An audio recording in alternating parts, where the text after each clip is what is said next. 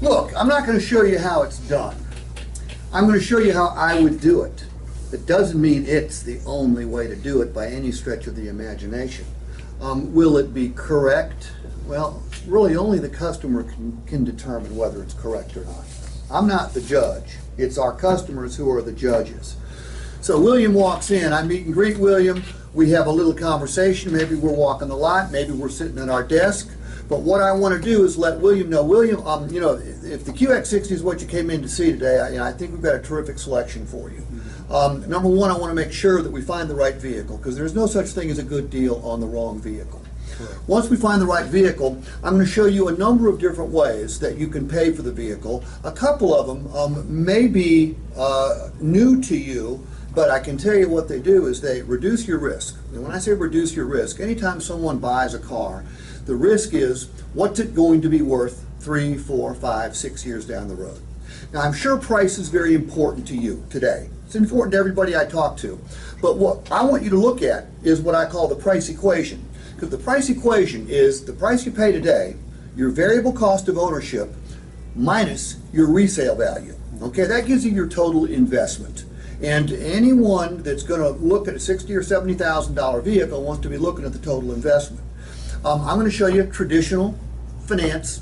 I'm going to show you, obviously, you can write a check if you so desire.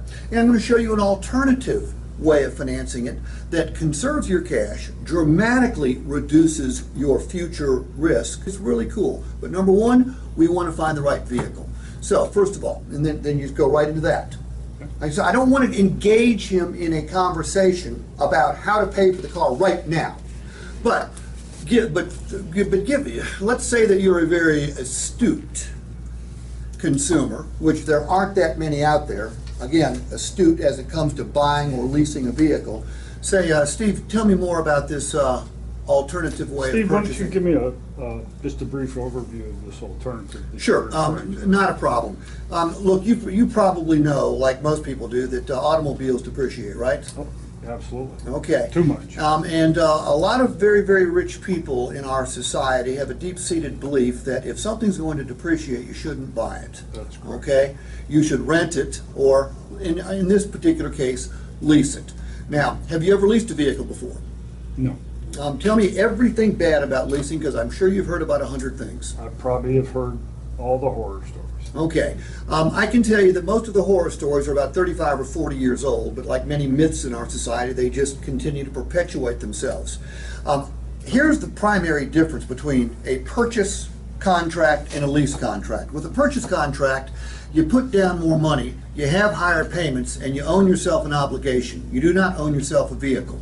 With a lease contract, you put down less money, you have lower payments, and what you own are multiple options. Now, would you rather own multiple options or an obligation? Multiple options. Okay, more details on that later. Let's pick out the right vehicle. And a guaranteed future value. And, well, the guarantee, I'm not going to go into that until, I get into the numbers. What good does a guaranteed future value do someone? Protects them. It completely eliminates the used car market risk. All right?